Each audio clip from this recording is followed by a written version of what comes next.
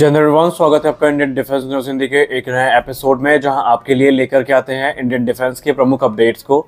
और आज के इस वीडियो में हम बात करने वाले हैं लाइट कॉम्बैट एयरक्राफ्ट तेजस के जो आईओसी वेरिएंट है उनके बारे में। शायद आप में से कुछ लोगों को ना पता हो, लेकिन जब शुरुआती दौर पर लाइट कॉम्बैट एयरक्राफ्ट तेजस को भारतीय वायुसेना की स्क्वाड्रन 45 यानी फ्लाइंग टाइगर्स में शामिल किया गया था, तो वो सभी एफओसी स्टैंडर्ड के नहीं थे, यानी वो इनिशियल ऑपरेशनल क्लियरेंस के साथ में आए थे। लेकिन अब इन पुराने आईओसी एयरक्राफ्ट को लेकर के भारतीय वायुसेना और हिंदुस्तान एरोनॉटिक्स लिमिटेड ने एक बहुत बड़ा कदम उठाया है, जिसके बाद भारतीय वायुसेना के ये जो एयरक्राफ्ट है इनकी कैपेबिलिटी को बहुत बड़ा बूस्ट मिलने वाला है। तो हम जानेंगे कि वो कौन कौन सी एडिशनल कैपेबिलिटी हैं जो इन आईओसी एयरक्राफ्ट में ऐड की जानी है, और कैसे ये मौजूदा जो हमारे एफओसी स्टैंडर्ड के तेजस हैं इनकी बराबरी कर सकते हैं, और भारतीय वायुसेना आखिरकार ऐसा क्यों कर रही है, इसके बारे में भी हम चर्चा करेंगे।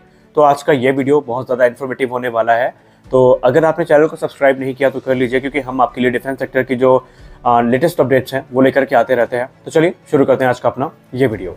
अगर हम भारतीय वायुसेना की बात करें तो भारतीय वायुसेना का जो कॉन्फिडेंस है लाइट कॉम्बैट एयरक्राफ्ट तेजस को लेकर के ये लगातार बढ़ता जा रहा है।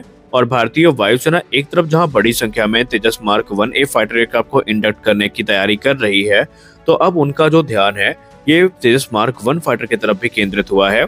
ये भारतीय वायुसेना की एक प्रोएक्टिव अप्रोच ही है, जहां पर भारतीय वायुसेना जो ओल्डर तेजस वेरिएंट हैं इनको तेजस मार्क 1A के लेवल पर लाने का प्रयास कर रहे हैं। एक बात हम लोग अच्छे से जानते हैं कि जब 1980 के दशक में तेजस प्रोग्राम की शुरुआत हुई थी, तो इस उद्देश्य के साथ हुई थी कि भारतीय वायुसेना में ये एयरक्राफ्ट एक बड़ी संख्या में कार्यरत होंगे, और आगे चल के भारतीय वायुसेना जो विदेशी सिंगल इंजन फाइटर्स हैं इनको इससे रिप्लेस करेगी। और वर्ष 2001 में इसकी पहली उड़ान को आयोजित कर लिया जाता है। उसके बाद से लगातार लाइट कॉम्बैट एयरक्राफ्ट तेजस जो है वो रिफाइनमेंट से गुजरता है। इसमें बहुत सारे बदलाव किए जाते हैं और इसे एक ऐसे प्लेटफॉर्म के तौर पर प्रदर्शित किया जाता है जो कि भारतीय वायुसेना की रिक्वायरमेंट को पूरा करने में सक्षम हो। उसके बाद वर्ष 2016 में भारतीय वायुसेना की स्क्वाड्रन 45, जिसको हम फ्लाइंग टाइगर्स के नाम से जानते हैं, इसमें ऑफिशियली लाइट कॉम्बैट एयरक्राफ्ट तेजस को कमीशन कर दिया जाता है।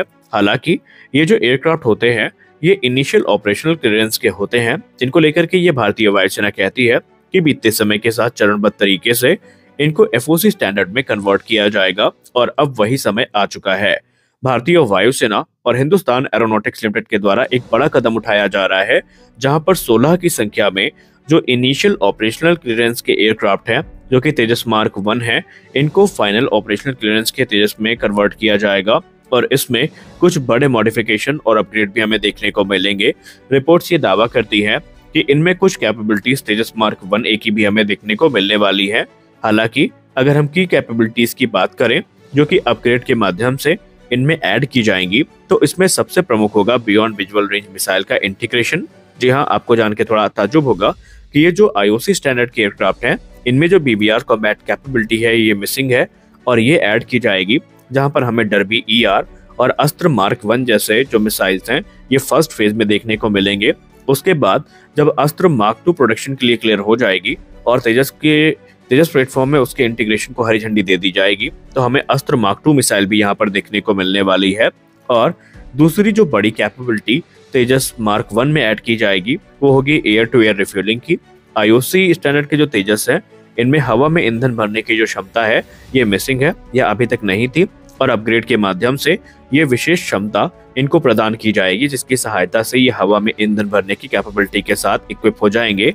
जिसका सीधा मतलब ये होगा कि ये लंबे मिशन को या लंबी दूरी तक के जो मिशन है उनको बिना किसी स्टेशन में उतरे, बिना किसी एयरबेस में उतरे रिफ्यूलिंग के लिए उसको पूरा कर सकेंगे। अगला जो बड़ा यहाँ पर हमें एडिशन देखने को मिलेगा वो होगा advance air to ground weapon system का इंटीग्रेशन। जी हाँ, हम सब जानते हैं कि एक तरफ तेजस के जो एफओसी वेरिएंट है उसमें हमें ASM हैमर देखने को मिला है। आने वाले समय में हमें ब्रह्मोस NG देखने को मिलेगी। इसके अलावा जो smart anti airfield weapon system है ये देखने को मिले हैं, और अभी यही सारे वेपन सिस्टम हमें जो आईओसी स्टैंडर्ड के तेजस हैं इनमें देखने को मिलेंगे। जिसका सीधा मतलब ये है कि इन अपग्रेड्स के बाद ये और भी ज्यादा घातक प्लेटफॉर्म हो जाएगा, और इनका जो जनरल फ्लाइट एनवेलप है उसका एक्सपेंशन भी इस अपग्रेड के माध्यम से किया जाएगा।